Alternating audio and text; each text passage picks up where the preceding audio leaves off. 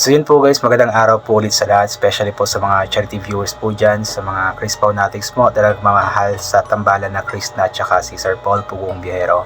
So in this video po is pag-usapan naman po natin itong tungkol nga po dito sa plano po ng PB team, especially po plano ni Sir Paul na pupunta nga po silang lahat na PB team sa Mindoro nga po. At doon nga po pansamantala na mag-mission.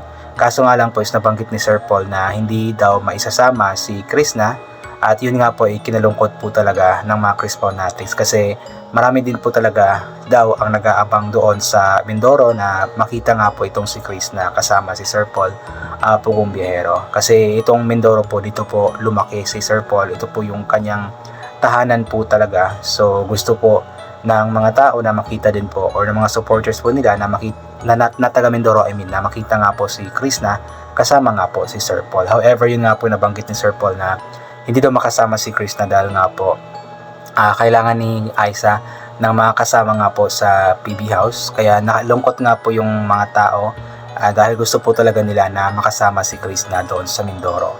Pero may nabasa po ako na comment na baka prank lamang daw po ito ni Sir Paul kasi alam naman po natin na mahilig po talaga mag-prank si Sir Paul. So kumbaga itong sinasabi ni Sir Paul na hindi isasama si Krishna sa Mindoro is kumbaga prank lamang, but then kapag aalis na nga po sila papuntang Mindoro is isasama pala si Krishna. So kung ano man po, kung totoo man po ito or kung prank lamang, so malalaman po natin yan pag dumating na po yung araw na talagang aalis na po sila Pugong Biyahero papuntang Mindoro. Kaya kabang-abang rin po na mangyari na po iyon. Nang sa ganun is malaman na po natin kung ano ba po talaga yung totoo, kung prank nga lang ba ito o hindi. But then kung halimbawa man na totoo talaga na may iwan si Krishna, okay lang po yun kasi kailangan din po naman talaga ni Aiza ng makakasama. Although andun sila Junjun tsaka si Melvin tsaka yung asawa daw, yata po yun ni Junjun. Andun po yun, pero iba pa rin po kasi talaga yung kasama ni Krishna, ni Aiza, yung alam mo yung close po sa kanya, especially po na meron siyang problema, mental problem. So kailangan niya na may makakausap palagi, kailangan niya na may kasama na close po sa kanya, yung talagang nakakasundo po niya ba. Nang sa ganon is kumbaga hindi siya mag-iisip ng negative kasi kapag kumbaga ang kasama po niya doon is hindi niya gaanong alam ko naman nakasundo po naman niya lahat ang mga tao doon, pero iba kasi yung closeness po talaga ni Aiza at ni Krishna. At the same time itong si Krishna po kasi is talagang jolly, talagang nagbibigay po ng kasiyahan, kaya kung kasama po siya lagi ni Aiza ay panigurado po ako na makakatulong po ito para sa pagaling po talaga, tuloy ang pagaling po talaga ni Aiza. Kasi si Krishna po talaga is talagang napaka-jolly, palatawa or palabiro. So makakatulong po yun para kumbaga mas maging maayos po yung kalagayan nga po ni Ate Aiza. So sana intindihin na lamang din po natin kung naman po yung magiging desisyon ni Pugong Biyahero.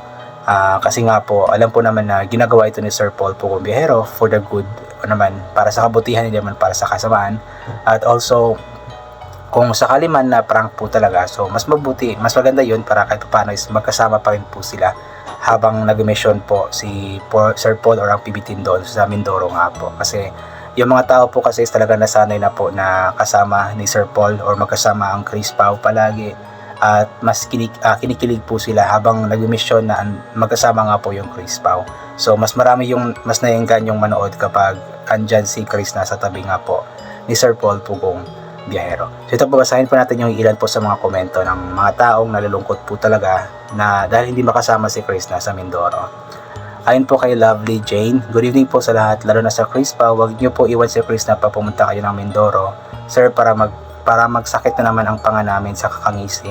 Ingat po kayo palagi, sir. Yun nga po, talaga naging stress reliever po kasi ng mga tao itong Chris Pao. So kumbaga nalulungkot po yung mga tao kapag hindi magkasama si Sir Paul tsaka si Krishna, kaya gusto po talaga nila, katulad nitong si Lovely Jane, na isama nga po si Krishna papuntang Mindoro. Ito naman po mula sa HSM Official 220. Pugong Biyahero, thank you sa iyo at sinama mo si Krishna para naman may kasama si Aiza doon sa pagpa-check up sa doktor. So nalagay mo rin isama si Krishna sa pag-mission para naman makapag-vlog siya at meron ma-upload sa kanyang channel para mapanood ng kanyang mga subscribers, followers at supporters ni Krishna, kasi yan lagi inabangan ng lahat ng Chris Paunatics na nagmamahal sa kanya. Sana wag mo siyang iwanan si Krishna at alagaan mo rin siya katulad ng pag-alaga mo sa mga scholars mo. Masaya na kami dahil magkasama na ulit ang lahat ng PB team at si Krishna sa pag-mission. Ingat na lang kayong lahat sa inyong mission kung saan man kayo lugar mapunta. May the Lord bless all PB team and protect you always. Yun, di ba? Talagang gusto po ng mga tao na palaging kasama ako ni Sir Paul. Si Krishna at the same time is nakakapag-vlog din po si Krishna. Although nakakapag-vlog naman po si Krishna sa PB House. Kasama sila Junjun, sila Melvin, sila si Aisa, pero iba pa rin kasi talaga yung nag-vlog si Krista na kasama nga po si Sir Paul kasi mas malaki yung hatak po yun noon sa mga tao dahil nga po inaabangan po talaga ang tambalan nilang dalawa. Ito po mula kay Oleva Mendoza. Si Sir Paul, salamat sa pagtulong kay Aisa at nakalungkot naman o po hindi magkasama sa Mindoro. Maraming naghintay sa kanya doon at para na sana makita ni Krista kung saan kayo sinilang, baka hindi na siya makarating doon. Please sir, malawig ka po ba na si Krista sa iyo sa Mindoro? Yan. Bisaya po yun. So nakiusap po si Ma'am Oliva Mendoza na isama daw po talaga si Krista sa Mindoro kasi para makita naman daw po ni Krista kung saan isinilang, saan lumaki si Sir Paul Pugong Biyahero. So ipag-pray po natin na sana nga prank lamang yung hindi makakasama si Krishna, talagang isasama po ito pagdating ng araw. Elisa Marin, di kompleto araw ko if di ako makapanood ng Chris Pao. Sana lang araw-araw may upload ang Chris Pao. Super fanatics kasi ako ng Chris Pao. Yan lang ilibangan ko dito sa Saudi pagdating pagtapos na work, na habang kumakain at nagre-relax sa harap ng TV, sarap ng pakiramdam, tanggal agad ang pagod. Love you Chris Pao. Talaga di ba? Talaga naging stress reliever po ang Chris Pao. Hindi lang po sa mga Pilipino dito sa Pilipinas, kundi sa mga Pilipino po sa ibayong dagat or sa mga OFW po. Talaga naging stress reliever po nila ang Chris Pao nga po na tandem. Ayan. Ito naman po mula kay Jeannie Chu. Ayan, nasad ako dahil hindi kasama si Krista sa Mindoro, pero may purpose si Lord. Mas talo ako nasad dahil hindi na mabili ni Krista ang lupa nila ulit. Ganun pa man si Lord ang magbibigay sa iyo ng magandang lupa na pagkatayuan mo ng bahay, Krista. Manatili ka lang lagi na humble at magpasalamat sa Diyos at sa mga taong nagmamahal at nanonood sa iyo. Isa ako nagmahal sa iyo kasi nakita ko na may busilak kang puso. Simple at mapagmahal sa pamilya.